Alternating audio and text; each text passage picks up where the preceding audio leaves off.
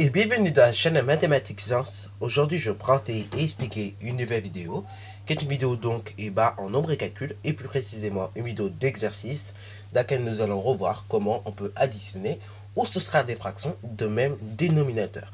Et pour l'instant les nombres ils sont que positifs, ok. Donc là-bas je te laisse mettre la vidéo en pause pour effectuer ces trois calculs là et après donc nous allons corriger pas à pas. Sur ce donc, correction.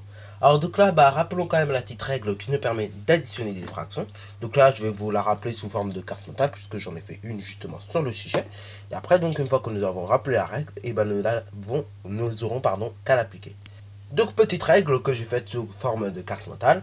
Donc vous voyez qu'on a tout chapitre sur les écritures fractionnaires.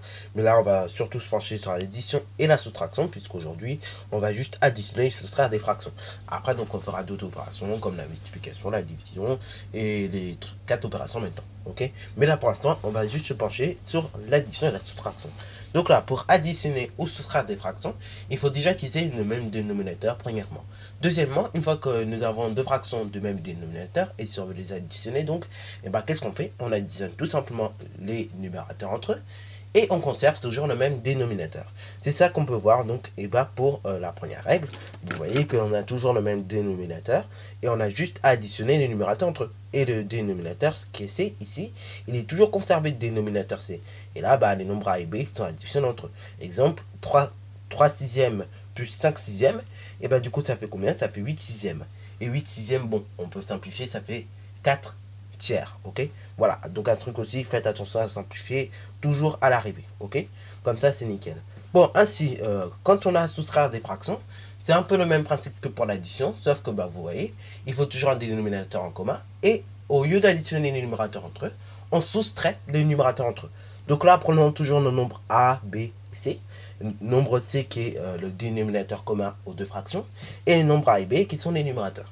Donc là-bas, vous voyez que les nombres A et B, si on doit les soustraire, on va tout simplement faire A moins B, et donc on conservera C qui est le dénominateur commun à toutes ces fractions. Ok, exemple, 3 sixièmes moins 5 sixièmes, et du coup ça fait moins 2 sixièmes, puisque 3 moins 5 ça fait moins 2, donc moins 2 sixièmes. Et après, donc, moins 2 sixièmes, on peut simplifier en moins 1 tiers. Ok. Donc là, attention, oui, c'est un truc qu'il faut avoir le réflexe. Je sais, ça paraît ballot au départ. Vous vous dites sûrement, oh, j'ai du mal et je comprends rien. Mais vous allez voir qu'au fur et à mesure qu'on va faire le chapitre, vous allez tout de suite vous rappeler qu'il faut avoir ce réflexe-là. Ok. Parce que franchement, il n'y a rien de pire que de ne pas simplifier une fraction. Et ça doit devenir automatique en quatrième. Ok. De simplifier toujours vos résultats.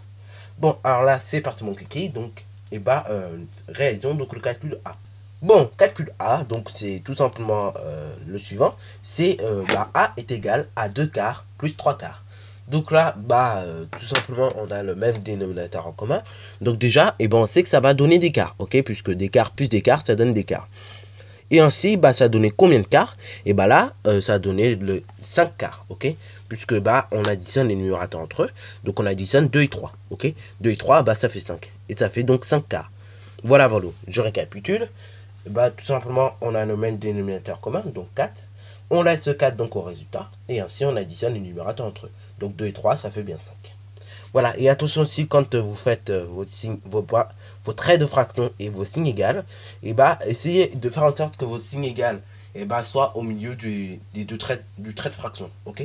Comme ça au moins, c'est nickel. Vous voyez, vous avez trait de fraction sur la ligne d'écriture, essayez que votre trait égal soit entre les deux, ok? Soit à intervalle si vous voulez, ok? Que vous ayez un trait de fraction en haut de la ligne d'écriture et un trait de fraction en bas de la ligne d'écriture. Comme ça, ça fait tout de suite plus propre. Et comme ça, au moins, ça évite des sanctions qui risquent de tomber très vite. Et même plus vite que vous pensez. Calcul B maintenant. Nous avons donc 3 cinquièmes plus 2 cinquièmes. Donc là, effectuons le calcul. Donc B, ça donne quoi? Ça donne qu'on va additionner les numérateurs entre eux. Et on va tout simplement garder le dénominateur en commun qui est 6, 5. Ok? Donc là, si on additionne les numérateurs entre eux, 3 et 2, on obtient 5. Ok? Et donc là, on obtient 5 cinquièmes. Alors là, attention, on ne laisse jamais 5 cinquièmes. Parce qu'en réalité, 5 cinquièmes, c'est comme 5 divisé par 5. Et 5 divisé par 5, tu étais au courant depuis le CP, ça fait 1. Ok? Donc là, attention, il faut bien penser ici à simplifier. Donc là, vous voyez que les deux nombres 5 et 5 sont bien divisibles par 5. Ce qu'on va faire, eh ben, on va tout simplement indiquer que nous divisons par 5 pour simplifier le résultat. Et donc en divisant numérateur et dénominateur par 5, on obtient du 1 sur 1. Mais 1 sur 1, bah, c'est égal tout simplement à 1. Ok? Donc là, pas besoin d'écrire 1 sur 1, c'est la même chose que 1. Ok? Donc là, le calcul B, il fait 1. Calcul C. Donc là, nous avons 6 dixièmes moins 2 dixièmes. Donc là, soustraction de fraction. Donc là, on reprend la même règle. Toujours, donc, il faut avoir un dénominateur en commun. Ici, mon dénominateur en commun, c'est 10, ok, puisque je suis en dixième. Et après, donc, une fois que j'ai vu mon dénominateur en commun, donc je peux déjà le copier désormais.